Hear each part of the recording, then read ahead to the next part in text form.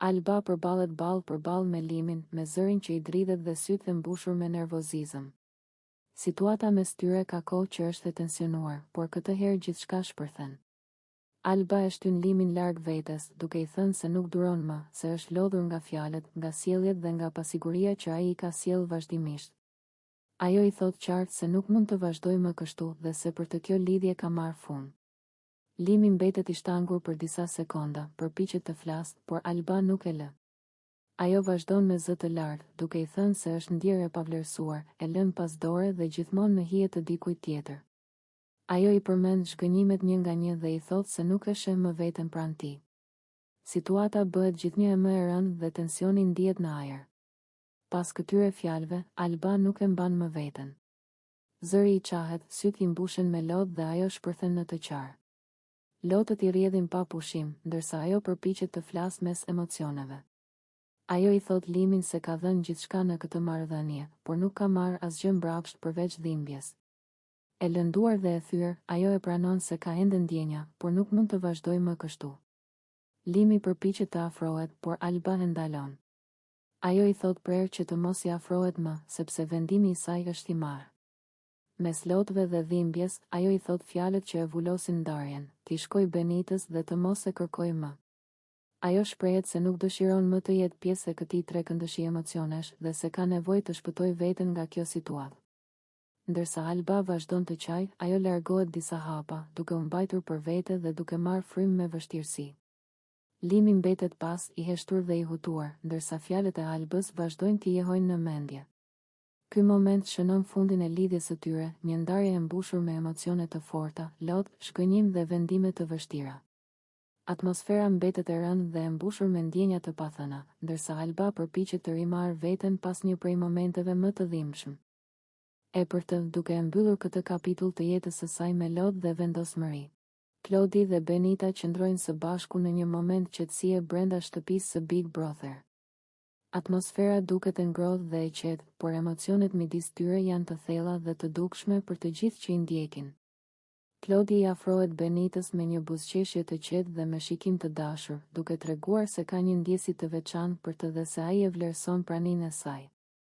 Ai fillon të flasë me një ton të butë dhe të ngrohtë, duke i thënë Benitës se ajo është një vajzë e mirë. Fjalët e tij janë të sinqerta dhe mbushur me ndjenja, duke i dhënë rëndësi karakterit dhe cilësive të saj.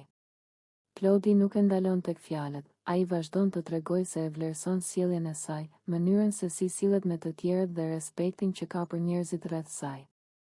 Ndërsa biseda vazhdon, ai i jep një puthje të lehtë Benitës në faqe. Ky akt i vogël i afërsisë shpreh më shumë se fjalët, tregon ndjenja, afeksion dhe lumturi. Benita duket e gëzuar dhe e surprizuar njëkohësisht.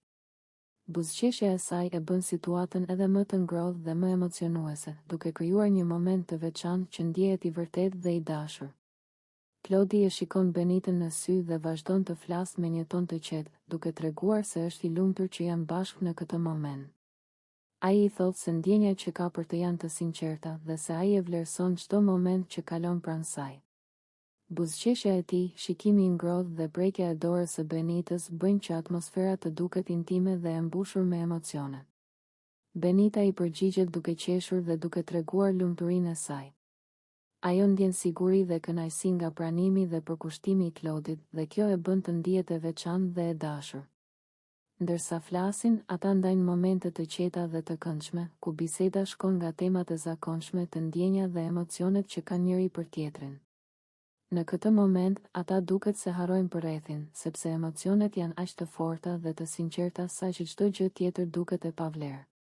Klodi vazhdon të shprehë lumturinë dhe kënaqësinë që ndjen duke ëndruar pranë Benitës, duke e bërë këtë moment të zgjas dhe të duket i rëndësishëm dhe dramatik.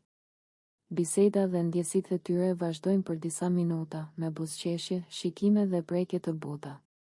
Çdo fjalë e Klodit është e mbushur me ndjenja dhe çdo reagim i Benitës tregon lumturinë dhe kënaqësinë e saj. Ky moment i ndarë, i qetë por i mbushur me emocion, krijon tension pozitiv dhe afërsi që mund të zgjasë për minuta të tëra. Në fund, Klodi qëndron pranë Benitës, duke treguar se ajo është e rëndësishme për të dhe se lumturia e tij lidhet me praninë e saj. Ky moment dramatik, i ngrohtë dhe i mbushur me dashuri, zgjasin për më shumë se 5 minuta, duke i dhënë video një intensitet emocional të fortë dhe të qëndrueshëm. Debati midis Klodit dhe Elionës nis në një moment tensioni, ku emocionet janë të larta dhe secili përpiqet të shprehë mendimin e vet. Klodi qëndron i qetë në fillim, por fjalët e tij marrin një ton të fortë dhe vendosmëri, duke bërë të qartë se ai nuk po e thot lehtë atë që mendon. Ai shikon Elionën dhe fillon të flasë me një ton të prerë dhe të ashpër, duke thënë se pëlqimi i saj për të duket shumë fallto. Ai nuk ndalet vetëm me këtë. Klodi shton se, sipas tij, Eliona po luan lojë me ndjenjat e tij dhe të tjerëve. Ai argumenton mendimin e tij duke u bazuar në disa situata që kanë ndodhur më parë, ku veprimet e saj dukeshin të orientuara jo nga ndjenja të sinqerta, por nga strategji dhe lojë. Klodi përdor tone të ndryshme të zërit për të nxjerrë në pa seriozitetin e situatës, ndonjëherë i qetë dhe mendues, ndonjëherë i lartë dhe i ashpër për të treguar zemërimin e tij. Eliona reagon menjëherë. Ajo nuk mund të heshtë dhe i përgjigjet me një kombinim zemërimi dhe trishtimi. Ajo thot se nuk është e drejtë të supozohet që ndjenjat e saj janë fallto, dhe se ajo po e shpreh atë që ndjen në mënyrën më të sinqertë të mundshme. Por Klodi nuk e lë këtë të qetë. Ai vazhdon të argumentoj se disa gjeste dhe mënyra se si ajo sillet tregojnë se ndjenja e saj nuk është e sinqertë dhe se ka një qëllim të fshehtë. Biseda vazhdon për disa minuta me shkëmbim fjalësh dhe tone të larta. Klodi e përsërit disa herë se ndjenjat e Elionës duket se janë fallto dhe se po bën lojë, duke i dhënë një thellësi dramatike situatës. Ai përshkruan disa momente specifike kur ajo veproi në mënyrë që ai e perceptoi si manipulim ose strategji, duke e bërë debatin të duket i gjatë dhe i tensionuar. Eliona përpiqet të mbrojë veten, duke treguar emocionet e saj të vërteta dhe duke shpjeguar se nuk ka qëllim të luajë lojë. Ajo ndjen një përzierje midis mllefit dhe trishtimit, duke u përpjekur të bëjë të qartë se nuk ka asnjë arsye për të dyshuar tek ajo.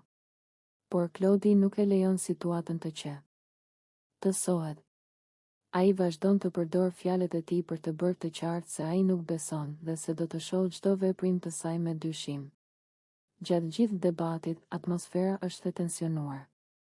Shikimet, heshtjet e shkurtra dhe gjestet e dorës shtojnë dramatizmin. Çdo fjalë e Klodit duket e rëndësishme dhe çdo përgjigje e Elionës ka pasojë në mënyrën se si situata evoluon. Audienca ndjen emocionet e forta dhe intensitetin e situatës, duke e bërë debatin të zgjasë më shumë se disa minuta normale. Në fund, debati nuk mbyllet me një pajtim. Klodi mbetet i vendosur në qëndrimin e tij, duke e parë pëlqimin e Elionës si fallto dhe duke theksuar se nuk do të besojë derisa të shohë prova të tjera. Eliona, nga ana tjetër, mbetet e lënduar dhe e mërzitur, duke shfaqur emocionet e saj të vërteta dhe duke treguar se nuk ka lojë, por ndjenja të sinqerta. Ky moment mbetet dramatik dhe emocional, duke krijuar një tension që zgjasin për minuta të tëra dhe e bën bisedën të përshtatshme për një video më shumë. Alba është e acaruar dhe e zemëruar, dhe nuk mund të përmbahet më gjatë. Ajo përpiqet të afrohet tek Benita me një shprehje të fortë në fytyrë, duke tentuar të gjynjëzojë situatën dhe të tregojë autoritetin e saj. Por Benita nuk e lë lehtë situatën të eskalojë. Ajo e ndërpret menjëherë, duke folur me zë të ngritur dhe me një ton të prerë, që tregon se nuk do të tolerojë afërsinë e Albës. Benita i thot me vendosmëri, "Mos ju afro Limit. Lim është i imi." Duke treguar qartë se ajo nuk do të pranojë asnjë tentativë për të ndërhyrë në atë që ajo e sheh si marrëdhënien e saj. Fjalët e saj janë të forta dhe të drejtpërdrejta, dhe ato lën të kuptohet se nuk ka asnjë hapësirë për kompromis. Alba, nga ana tjetër, nuk largohet menjëherë. Ajo duket e zemëruar dhe përpiqet të shprehë mllefin e saj. Ajo tenton të reagojë fizikisht, duke treguar se ndjen një lloj frustimi të grumbulluar që nuk është shprehur më parë. Ndërkohë, Benita nuk e humbet qetësinë, por shton presionin me fjalët e saj, duke i bërë të qartë Albës se çdo lëvizje e mëtejshme nuk do të tolerohet. Në një moment, Alba përpiqet sërish të afrohet, por Benita e ndërpret përsëri me një ton më të ashpër, "Ik, shtuku idiote." Duke përdorur fjalët për të shprehur jo vetëm mbrojtjen e territorit të saj, por edhe zemërimin dhe përbuzjen ndaj Albës. Atmosfera bëhet e ngarkuar, me tension që mund të ndihet në çdo lëvizje dhe çdo shikim midis tyre. Gjatë gjithë situatës, Limi nuk ndërhyn, por shikon nga afër, duke treguar se është i vetëdijshëm për tensionin që po ndodh dhe se ka ndikim në mënyrën si secila nga vajzat sillet. Ai duket i qetë, por prania e tij rrit ndjesinë e rivalitetit midis Albës dhe Benitës, duke bërë që çdo fjalë dhe çdo lëvizje të duket më e rëndësishme. Alba, megjithse e zemëruar, fillon të kuptojë se Benita është e vendosur dhe nuk do të lërë hapësirë për të shkelur mbi të. Fjalët e Benitës dhe qëndrimi i saj e bëjnë situatën më të tensionuar dhe dramatike, duke e bërë debatin të zgjatë. Së dhe të duket se nuk ka fund. Në këtë moment, tensioni emocional është në pikën kulmore, shikimet, fjalët dhe heshtjet ndërmjet tyre janë të mbushura me emocione të forta.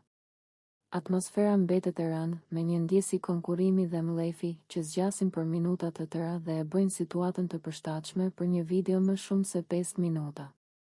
Në fund, debati nuk mbyllet menjëherë. Alba largon dorën, por tensioni dhe mlefi mbeten të dukshëm.